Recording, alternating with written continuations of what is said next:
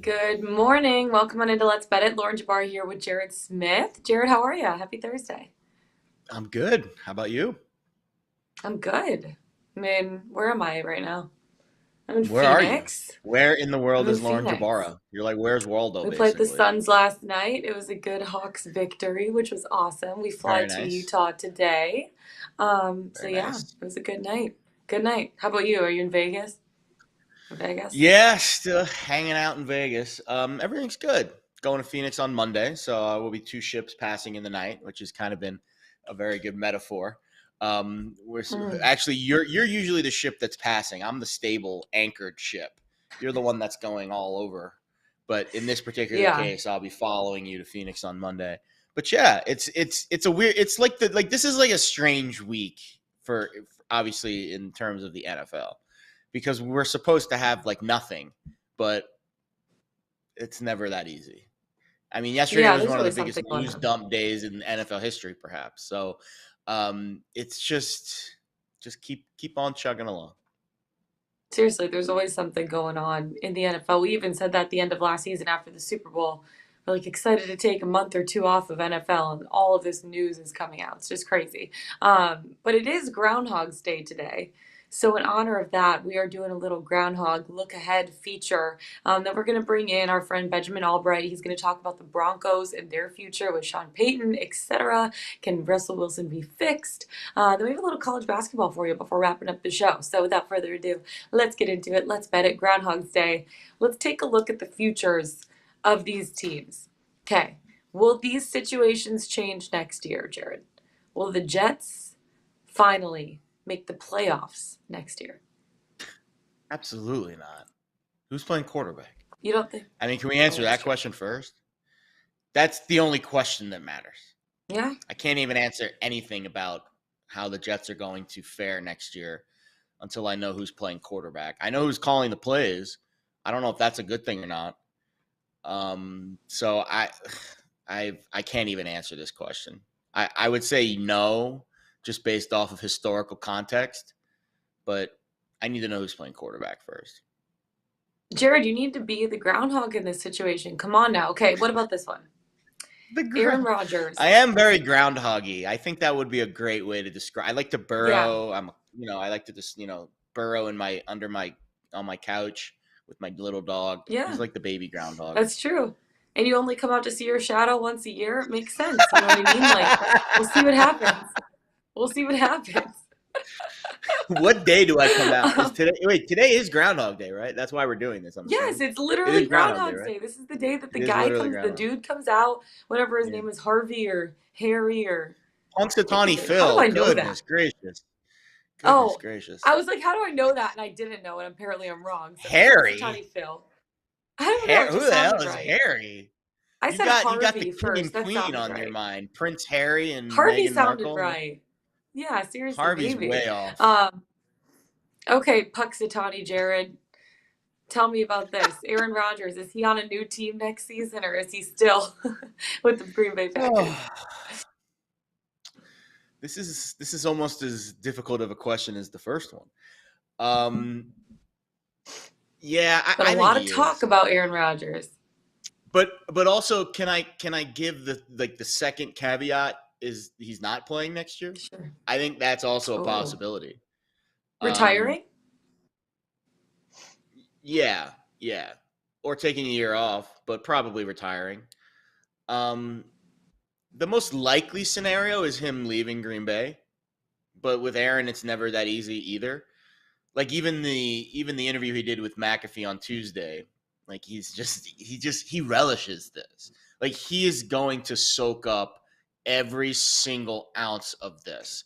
And I think he likes it even more that I don't know if they're friends, but in terms of like the balance of power in the quarterback world, like Tom's now officially gone, at least we think. So now Aaron's like the next guy up in terms of the prestige of the quarterback, goats that are currently Yeah. active in the NFL. He's going to soak up every ounce of this. I don't think he's going to make a decision anytime soon. I think he is going to make the pack. He seems like a pretty vindictive guy, and I don't think he feels like he's been treated very fairly by the Packers over the Yeah. years with how they've handled their receivers and all the other, behind the scenes moves. So I think he's going to milk every second of uncertainty from them. And I think he's going to force Hmm. the Packers to move on from him before he says he's leaving, before he That's true. retires or before he makes a decision. Like he's going to force the Packers to say, nope, Jordan's our guy. You're actually gone, before he actually makes his decision. I don't know what his no trade clause situation is. I don't even know what his contract situation is, to be frank. I'd have to look at that. But yeah, I would say more likely than not, he's playing for a new team next year. What about Russell Wilson? Will he be back to who and what he was when he was in Seattle? No, You never know. absolutely. Sean Payton has done Father crazier Time is things. undefeated. Sean Payton has done crazier things. He has. But do we even know if Sean wants Russ? Has that even been That's asked true. yet?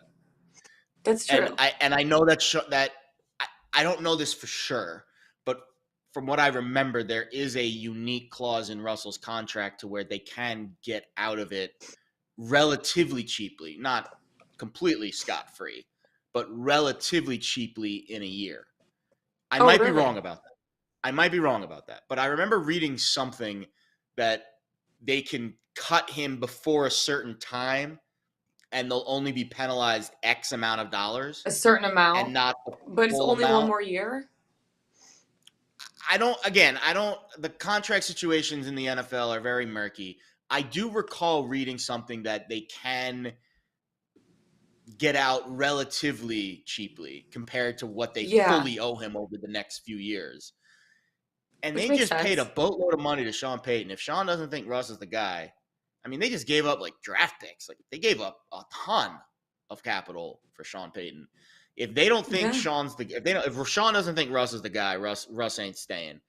And I don't think I think we've seen the best of Russell. I don't think we're gonna see another great season like we saw in Seattle from him. Maybe he plays average, but I mean he was really bad last year. He was really yeah, bad. it's true. We are going to have our guy Benjamin Allbright from Denver to come on and talk about the Broncos because that town Maybe he can get truly, some clarity and on the living, contract. yeah, and living there for 3 years, they bleed orange and blue. They love that team so freaking much. It's crazy. Um, just Denver sports fans are actually passionate sports fans, which you wouldn't necessarily think, but they love the Avs, they love the Nuggets, they love the Denver Broncos. It's amazing. I'd So buy we're gonna that. bring him on. We're gonna bring him I'd on buy in a that. little bit. Before we do, let's take it from the field to the hardwood. I know you have some college basketball for us today, Jared. Let's start it out right Yeah. now with the FAU UAB game. UAB laying a point here. This total is set at 146. How do you see this game playing out? So this game fits our little scheme here. This game, Our little trend. Yeah, we're scheming. We're gonna tear the books to shreds tonight with our big scheme. No, we're not, guys. This is just there's a million college basketball games every night. I tend to focus so on many. a very small slice of them, the Mountain West, the Horizon, and I like certain spots. I like to pick my spots in the other areas. And this is one of those spots. Remember, we cashed this ticket the other night with Maryland over Indiana. They were an unranked team at home. They were favored against Indiana. They won by, I think, 9, favored by Hmm. 3. This is this very similar spot. Florida Atlantic has the nation's longest active winning streak. They are one of the biggest surprises in college basketball this season. But they're on the road tonight, and they're facing UAB, who hasn't really had a great year. Remember, they were in the tournament last year. Jelly Walker, Yeah. very exciting team. He's back, but he's injured, and that's something to keep an eye on tonight. But the other thing to keep an eye on is the fact that they're 15-7, and they're, I would call them a middling Conference USA team. They're 6-5 in the league this year, and Florida Atlantic's 11-0 in the league, and they are an underdog against UAB. So again, this Yeah. trend, which is 20-10 against the spread this year, if you widen it, it's like a 55% trend over the last 5 years. Home teams, unranked, favored against ranked road teams. It's almost like an auto bet at this point. I'll be honest though, I haven't bet this yet because I want to know if Jelly Walker is going to play. He hasn't played in about 3 weeks with an injured foot, I believe, bruised Hmm. foot, and he's on the rebound. He is close to returning. He might return tonight, but I don't know for sure. If you see these Yeah. odds start to move around, I don't know, early, late afternoon, then there's your answer. Full disclosure, though, I haven't wagered on this yet because of that. I will likely bet on this at some point today, but it's 10:10 in the morning on the East Coast, and I don't know the full picture yet. But this is a very actionable trend. I think there's a chance UAB wins even if he doesn't play, but it's hard for me to wager on them if their best player's out. So I'm just going to wait on this one, and I'm going to monitor, but decent chance I get to the window on UAB tonight. I do have one other college basketball bet for you later on in our plays of the day, but this one's the one that Ooh. I want to put in the crosshairs because if Walker does play, it is a run to the window situation to go bet the Blazers tonight against the Owls. Ooh, he loves those teams. He absolutely loves them. I actually have a I do. college basketball bet that lines up with our Pickswise site today. I was looking, and it may or may not have to do with my Wow. alma mater, and we'll get into that in a little bit. Another game that we're looking at too. Let's take it to the Pac-12 because we have Arizona taking on our friends at Oregon. Arizona's laying 8 points. They are obviously the fifth team in the AP college basketball poll this year. They're really good. They've won 4 straight games. They're a solid team. Do you think that they'll cover the 8 points against an Oregon team that's 7-4 in the conference? They have won 2. They're feeling pretty good on a 2-game win streak. Yeah, I mean, I'd be lying to you if I said I'd watch 1 second of Pac-12 this year. It's not a conference I handicap. It's not a conference I watch, so I don't have a lot of context to provide. I can tell you that the number opened at 8.5. It jumped to 9 over at the Westgate, and then got bought And then back down to moved. 8. I can tell you that Ken Palm has it as a 9-point game. I can tell you that my ratings has it as a 9-point game. So you want to say that there's a shred of value there. You're betting it something at 8, and everyone kind of has it at 9 across the board. It looks like, Mhm. based off of the line movement, when it got to 9 at Westgate, it got bought back down to 8. So that tells you kind of where the dividing line is, where the sharp money's coming in on. I think at 9, probably prefer Oregon. I think at 8, probably prefer Arizona, but not a game that I'm betting, not a conference that I bet very often. But I can tell you Arizona's a legit team. They are a Final Four Yeah, they look caliber really team. They're a good. top. They look fantastic. I mean, I haven't watched, but the numbers tell me they're fantastic. They're a top 30 team in adjusted offense and adjusted defense. They're top 15 in EFG percentage. The one thing they struggle with is turnovers, and that's where I would probably struggle a little bit to lay a big number because they're 326th Mm. in turnover percentage this year. So teams that turn it over a lot tend to struggle to blow teams out because they're kind of always letting them back in it. But they've blown out some Pac-12 teams this year. They beat Washington recently on the road by 23. They beat USC by Yeah. 15 at home earlier this year. They beat Oregon State on the road by 12. Their losses, though, they lost to Oregon a couple weeks ago on the road in Eugene. That's another interesting one, though, because that game was a blowout. It was a 19-point blowout. And I could see Arizona wanting some revenge there. Kind of reminds me of the other night with Kansas and Kansas State, where we're looking at that number like, Kansas State should not be an 8-point underdog to Kansas. But you saw Kansas State blowing them out a couple weeks ago, and Kansas wanted to return the favor, Yeah. and they did. So I could see that scenario playing out here. So if I were to bet the game, I would say Arizona would be the side at 8, but not a bet for me. Yeah, I got screwed on that Kansas State Kansas game. I took the Wildcats plus 8.5, which seemed Probably got like at the good screwed. time, which seemed Kansas like a probably was really the good right bet side. at the time. Like literally, like come on, guys, like let's go. What's going on? Kansas was the I right know Ben side of that Albright's game. gonna come. They hammered them. Seriously, that was horrible. That was horrible. I know Ben Albright's coming out in a second, but before we bring him on, your thoughts? You weren't on the show yesterday of Tom Brady's retirement. I know, and Thomas. I had a whole segment talking about it. What do you think about Nice. Tom Brady officially retiring again? I'm happy for him. I think Yeah, I like how he did it. It wasn't a big fancy, spiel. It wasn't a pomp and circumstance essay that was like 10 paragraphs long like last time. It was real. It was raw. yeah, Here's what I was thinking, though. Imagine you're like on the beach, just hanging out. I'm assuming he was in Tampa, somewhere on the Tampa Beach. Although I know he's in Miami too. I don't know what beach he was on. I don't even care. It doesn't matter what beach he was Yeah. on. Just imagine you are also. It's a Wednesday morning in Florida, and you're just hanging out on the beach, minding your own business. And then you look to Going your on a right, run, doing whatever you and do. there's Tom just selfieing, retiring his life away. That was the first thing that came to mind because of just how random of a location he was in. Like I have no idea where he was, but it was pretty funny. That was the first thing I thought of. I was like, wow, imagine like someone just like walked right by him and like looked in, like, oh, that's Tom over there retiring.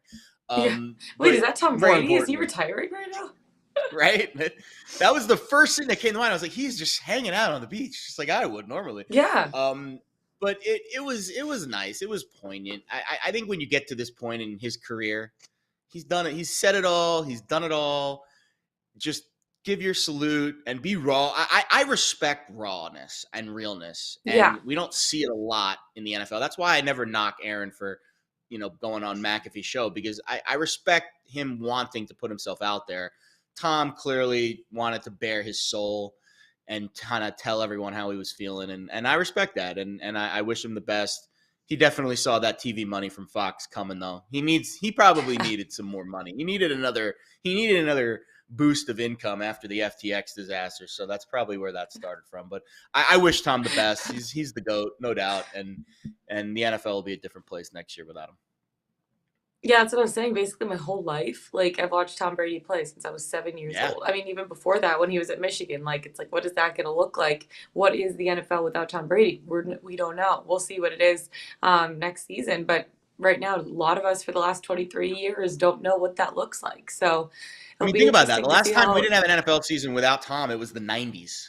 19. The Yeah, year started with 19. the late It's wild. 1900s, if you will. It's It's wild. crazy.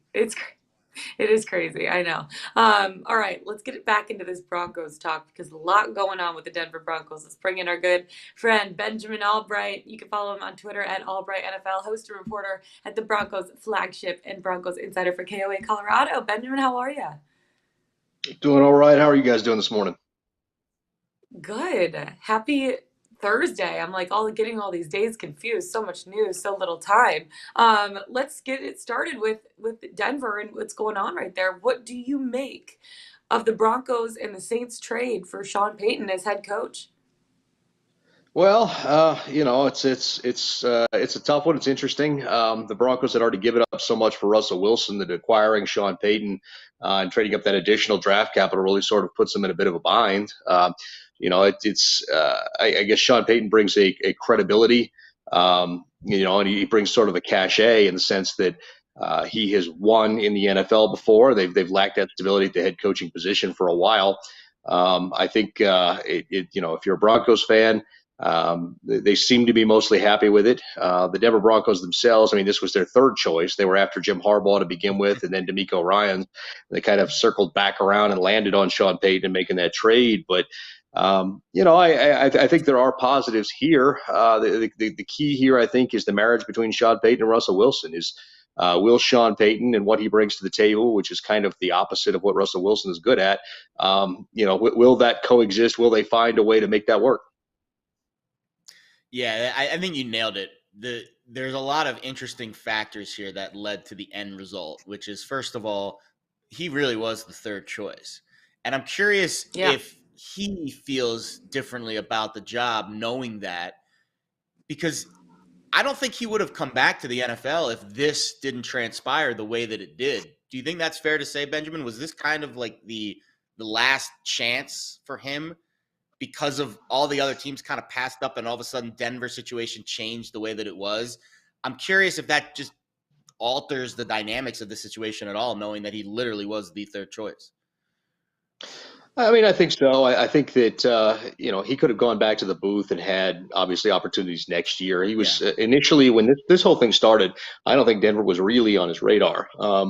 I think he had planned on using Denver as leverage because of the money against some other jobs that he thought were going to come open, specifically in Los Angeles. And when that didn't materialize, I think he sort of pivoted and and then kind of hope that the Denver job came open. Obviously, the PR push is going to be this was our guy all along, all that. You know how teams are. I mean, it's always got to be every draft pick they ever get, It's every always coach you like ever get, that. this is always our guy, right? It's amazing how that always Right. works out. But I think you'll get that PR push. But in the end, I mean, we kind of know that wasn't the case, and so now you're short on draft picks. You are kind of, you're not necessarily up against it with the salary cap, but you're not in great space. And so you're going to have to figure out how to make the margins work, especially with depth on a team that was one of the most injured in the NFL last year. You're going to have to make that work without draft capital to be able to secure backups. Yeah, I totally agree with you. So it is Groundhog's Day today. And apparently, I thought the groundhog was named Harvey. Apparently, his name's Puxatawny Phil. But I want you to look at. I know I was so off. I couldn't be more off. Way But I off. want you to look ahead for me. Do you think Sean Payton will help Russell Wilson return to his days of old that we used to see back in Seattle? I know it's hard to predict, but do you think that he'll be able to help him kind of get back to the Russell Wilson of old that we were used to seeing? Well, I think Russ is going to go back to being better than he was last year anyway. I mean, he was playing with a Yeah. torn lat in his throwing shoulder and a torn hamstring, and just the dysfunction of the Nathaniel Hackett coaching regime, which I can't even begin to describe. How you put together an offensive staff, or the guy with the second most offensive experience is Clint Kubiak, a one-year offensive coordinator, but somehow they did that and thought it would work. It's they literally had to hire a guy in the middle of the season to do the play clock. Like that's how bad it was here. Really bad. I think in the end, Russ is going to be better no matter who is coaching here. Whether Yeah. or not Yeah. Sean Payton can take him to extra heights, that's the question. And that Russ left Seattle because he kind of wanted to reinvent himself as Drew Brees 2.0. Like that was the whole thing, right? And so he tried that, and it didn't kind of work. And so now you got to figure out if the guy who made Drew Brees 2.0, initially, can do the same thing for Russell Wilson. A lot of what Sean Payton runs is in breaking routes in between the numbers in the mid and shallow game. Shallow crossers, slant, dig, mills, stuff like that. And then you've got what Russell Wilson is good at, which is play action, improvising when the pocket breaks down and throwing outside the numbers deep on deep outs, things like that. So it's going to be interesting to see how they marry that up and make that work. Do you have any clarity on Russell's contract situation? I remember reading something recently that said maybe there's a chance that they can get out of it at a certain point for a relatively cheap price on the dollar compared to what his full number is. I don't recall the exact details of that. Can you shine some light on that? Is there an out in any capacity, or are they really stuck with Russ for the next 4 or 5 seasons? No, they're stuck with him for the next 1 to 2. I mean, he has to be there this year. After that, you can sort of there's a little bit of way to get around that. I mean, you could post June 1 it and take like a pretty steep hit, which is about 40 to 45 million per.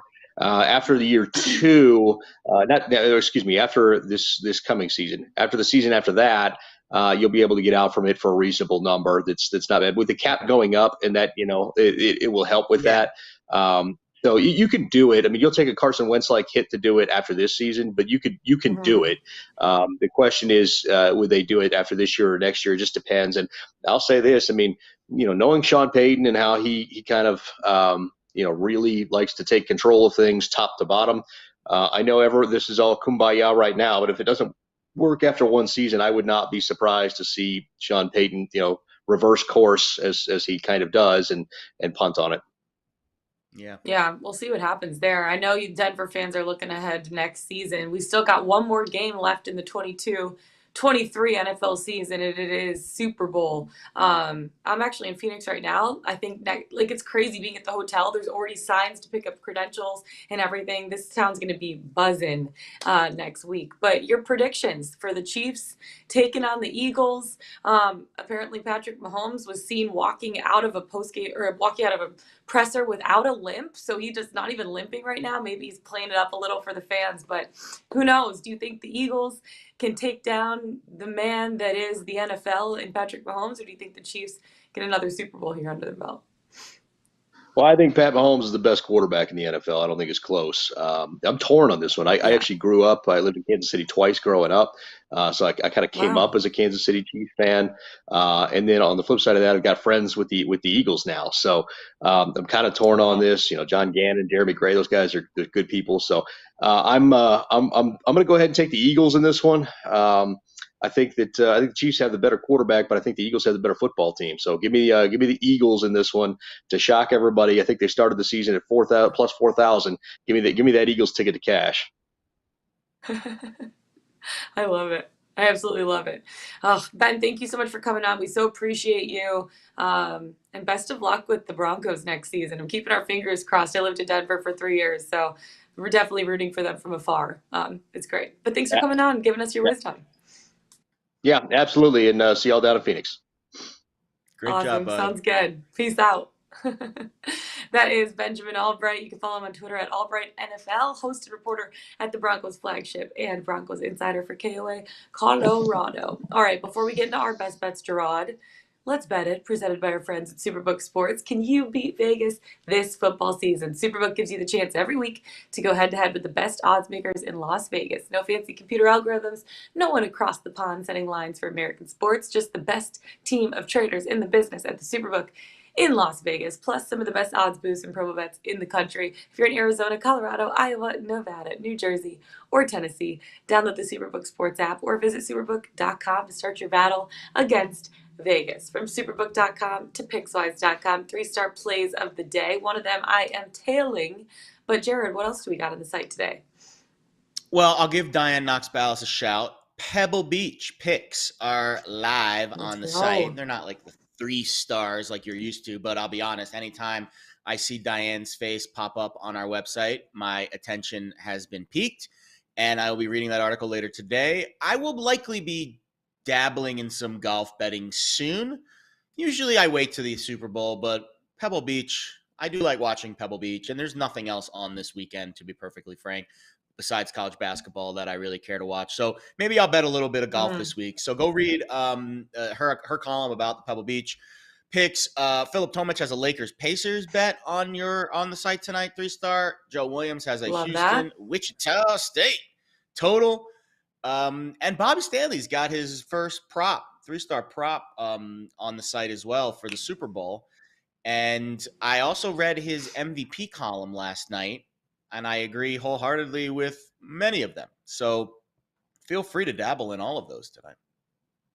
I absolutely love it. All right, our best bets of the day. We're both taking it to the boys on the hardwood floor. College basketball. Who you got for your best bet today? Well, I told you that there's 2 conferences in college basketball that I pay very close attention to, and that's my general piece of overall advice to people that are gambling on college basketball now after football, and they're trying to find out, like they're looking at the card every night and they're like, holy crap, there's a lot of games and a lot of teams. It gets overwhelming. It is. And that's the advice that I give everyone is don't worry about every conference, because you can't bet on every game where you have an edge on anyways, because your bankroll will be destroyed.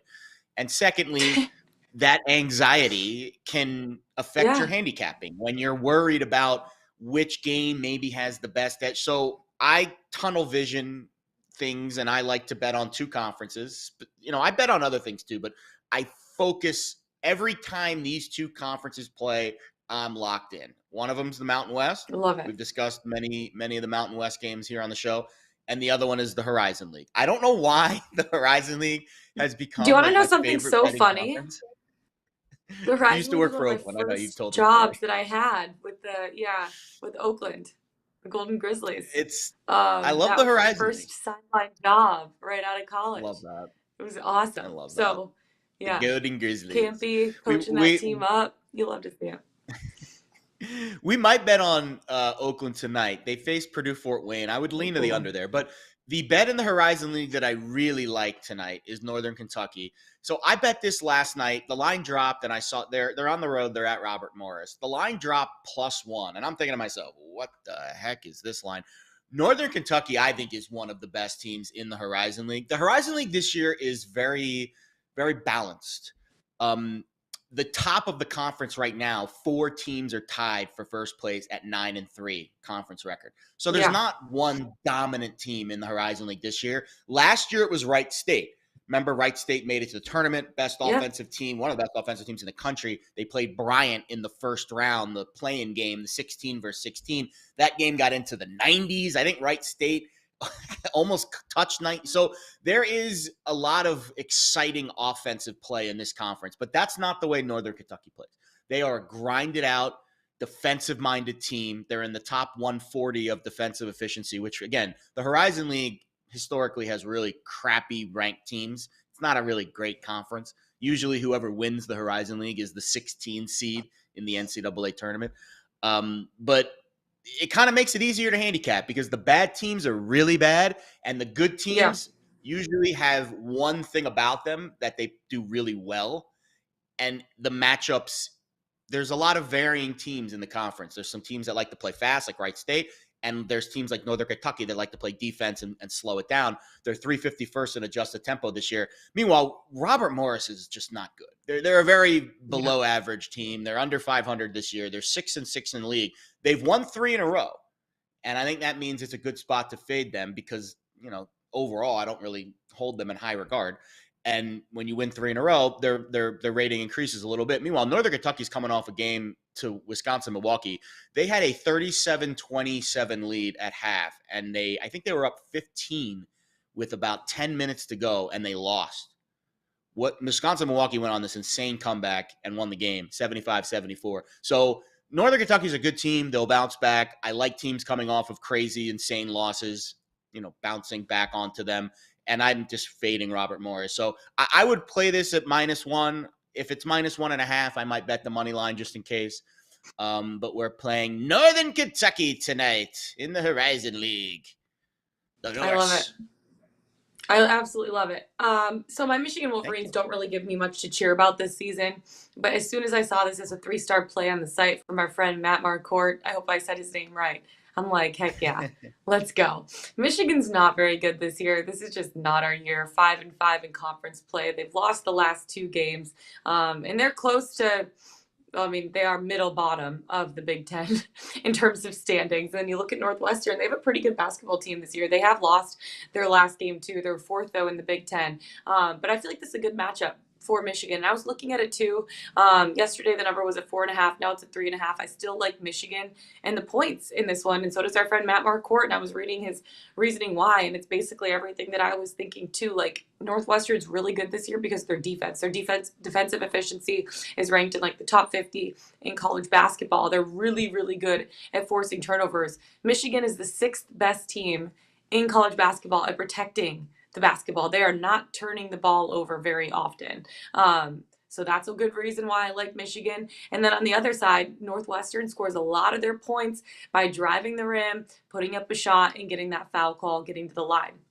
Michigan doesn't foul very often. They're very like as not good as they are this season. They're really good at protecting the basketball, and they're really good at not fouling and just defending without fouling. And so for both those reasons, I feel like it could be a really good spot for Michigan to be matching up against a team like Northwestern. I don't know what's going to happen. I know they're playing at Northwestern, but we'll see what happens. I'm rooting for any chance I can have to root for my Michigan Wolverines, especially if they're getting some points, which this season has been quite often. I feel pretty good about it. So I'm taking Michigan plus 3.5. Go Blue, baby. Go Blue. That's it for us today, guys. Find us on the Pickswise YouTube channel. Go to Pickswise.com. Follow us on Twitter. That's Jared Smith. I'm Lauren Jabara. We'll see you guys tomorrow. Until then, let's get it. Let's bet it.